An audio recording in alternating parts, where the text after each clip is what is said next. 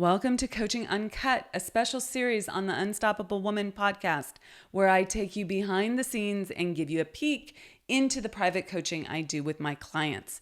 All of these coaching calls have been recorded with the permission from my clients who have generously allowed me to share these with you as a way of helping more people in this world. They give you access to master level coaching and the opportunity to learn the lessons that they're learning right along with them. Please keep in mind that these recordings are not studio productions and the audio quality may be less than ideal, but the content will take you far and help you become unstoppable. With that, listen in and learn.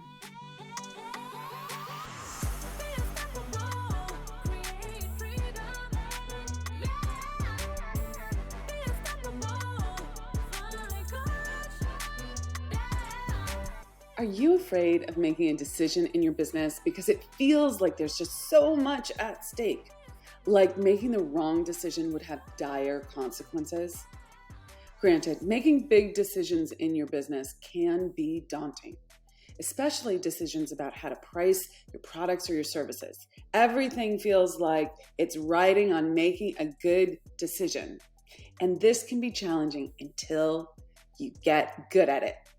Listen in to how I coach a client through figuring out why she is hesitant to make a decision and what she can do to make this decision faster for herself. Listen in and enjoy.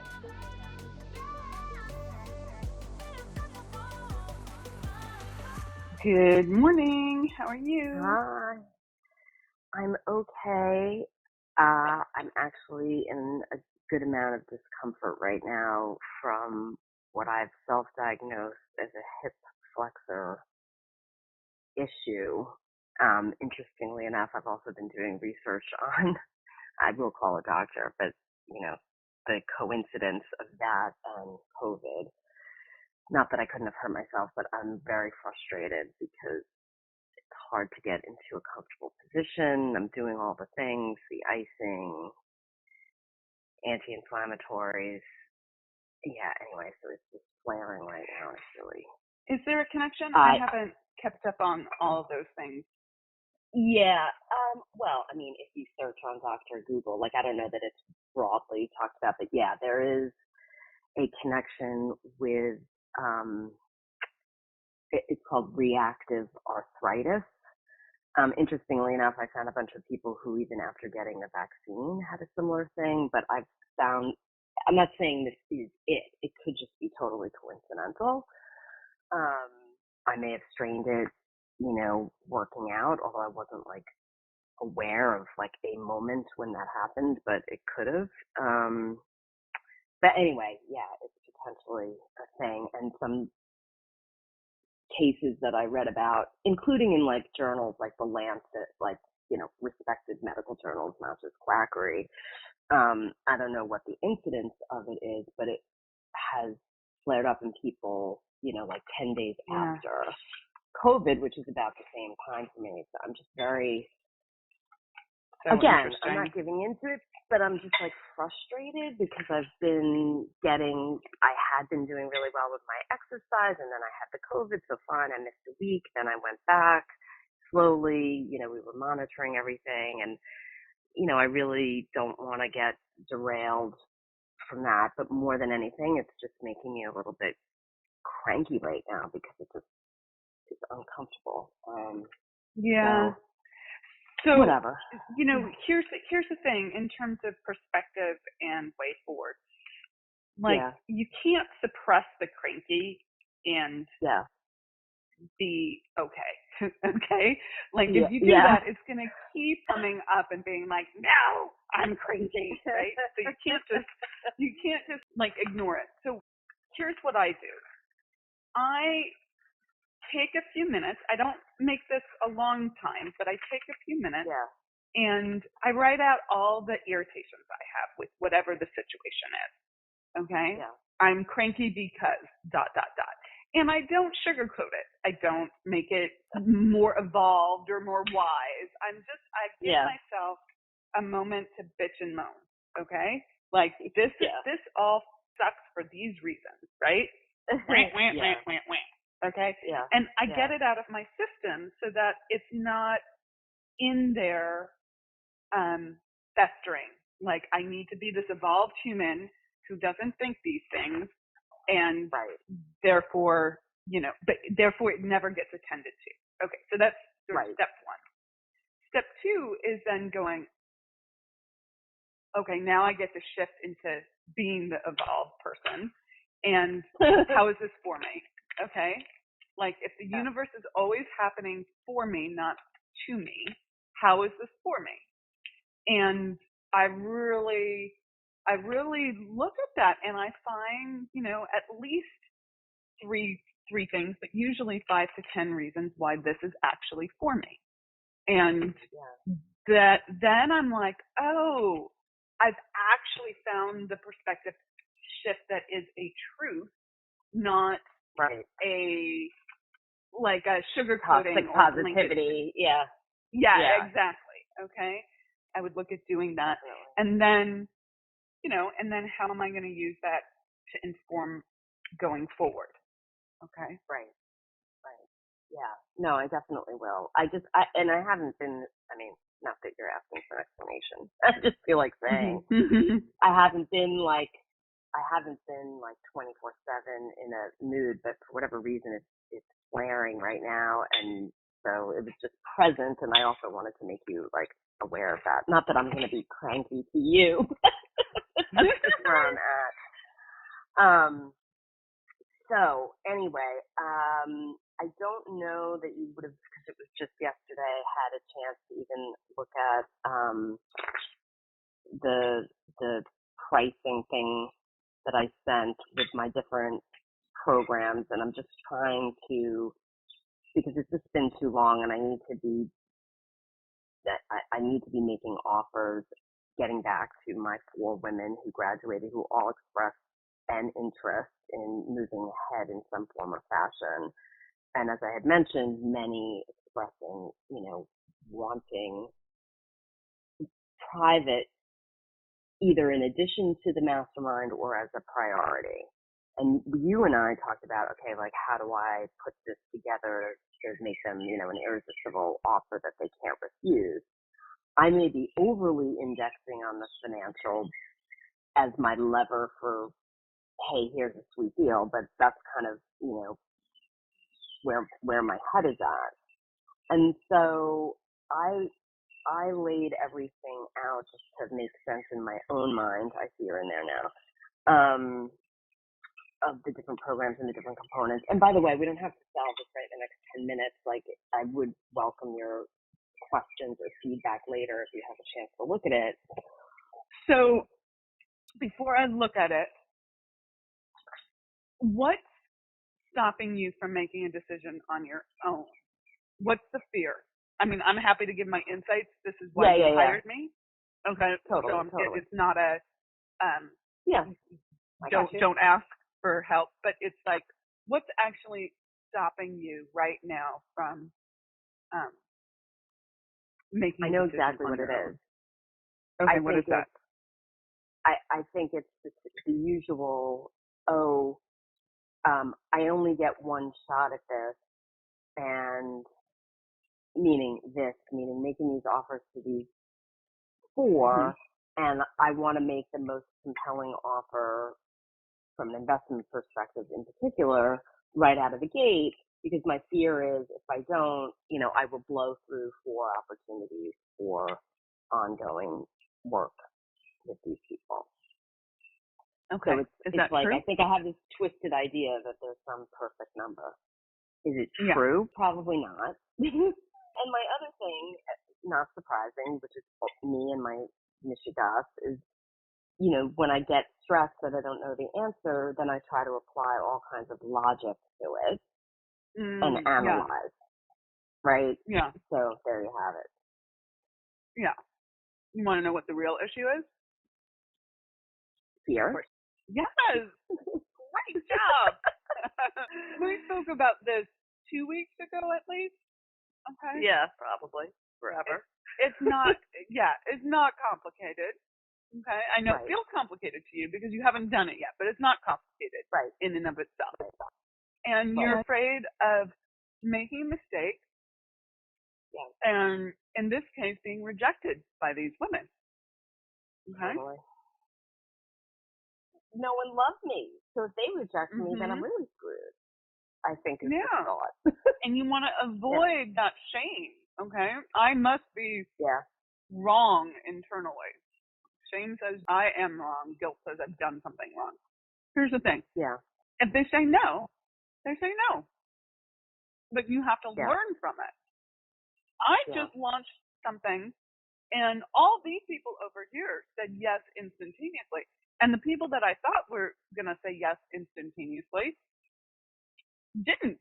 And I'm really good at this, okay? Yes, you are. I even built it based on the feedback that one of them gave me, okay? And so, but I'm not making myself wrong about that. I'm going back, I'm having further conversations, figuring out, well, what is the right thing here for you guys? If this isn't it, what is it? Okay? Right. You know, like, isn't it great when you build something and everyone says yes? And quite frankly, that happened over here on the left, okay? But up here over here with this group of people, it didn't happen. So what's the difference? And then you have to do a little cause and effect and evaluation and have conversations and not run away from the situation. Okay? Right. But also not make yourself wrong. It's always for you. This or something better, right? Well, I have no doubt that the no's that I got on the right, you know, I'm just not right or wrong, but like over here, they're for me in some way that I cannot see yet. Okay? Yeah. I cannot see there yet. There seems to be a theme today. The theme is what feels bad and wrong and how it's actually for you. But you might not see it yet. Yeah. Correct. I love it. Okay. So what would you like me to look at specifically here? Well, now I'm like, maybe you don't need to. But I think in part it's as you look at, and I know I'm selling them on outcomes, not on features, but for you and me, just looking at the features of the different programs and the relative pricing, like, is there anything that jumps out to you that's like, that seems inconsistent, or like, I think, you know, what does this mean?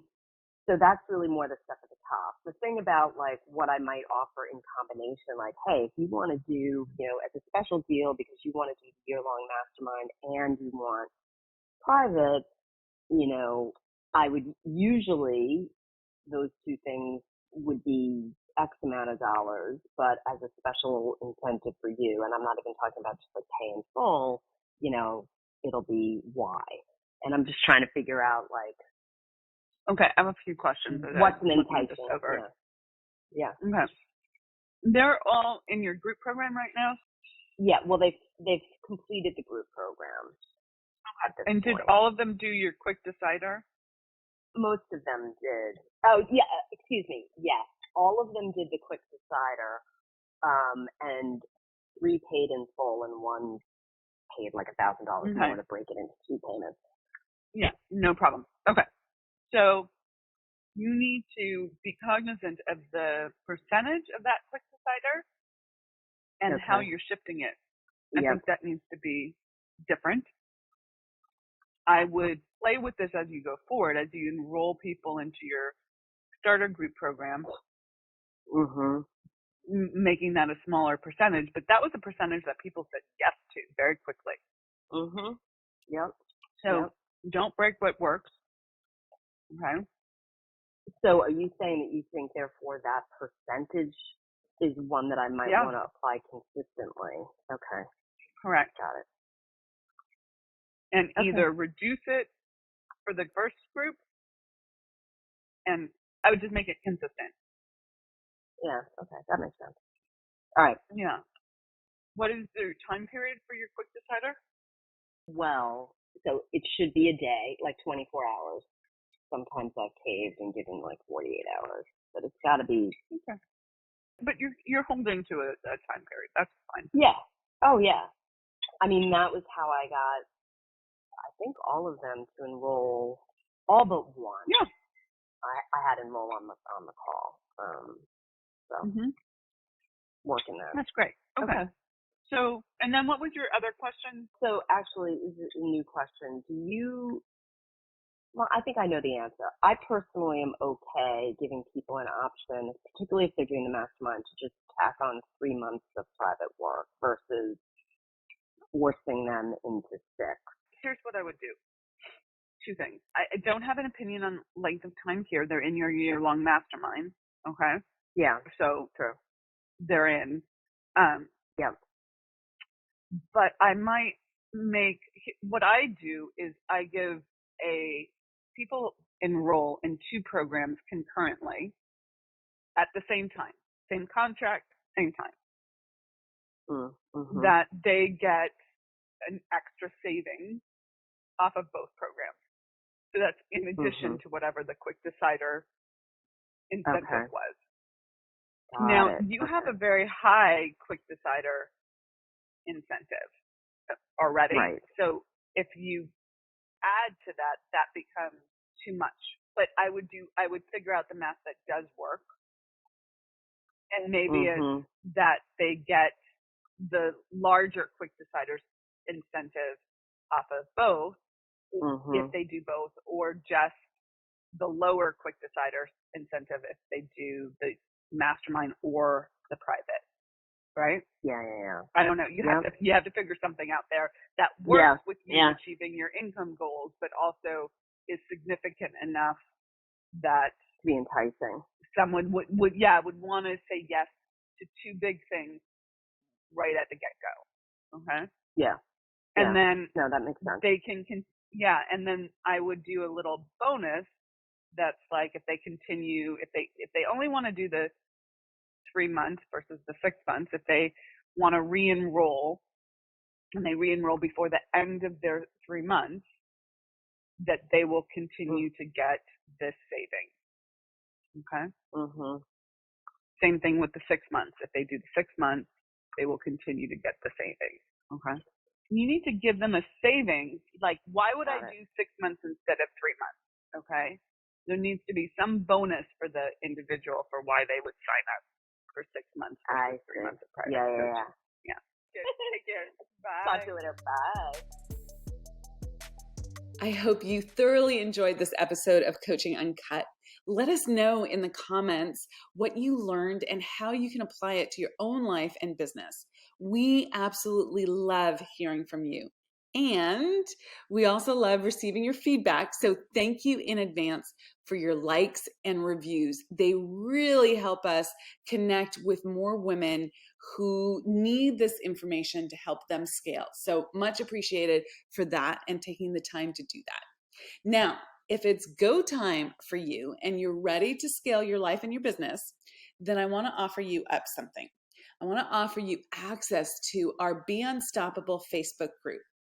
We drop daily and weekly resources in this free group that show you exactly how to scale, what you need to be doing differently. So if you want access to that group and it's go time for you, go to theunstoppablewoman.com/Facebook group, and that will redirect you there. So theunstoppablewoman.com/Facebook group, no spaces, and start by getting your copy of the scale plan, which lives there, and it's totally free. So go do that now, and then tune in to the next episode and continue to be unstoppable.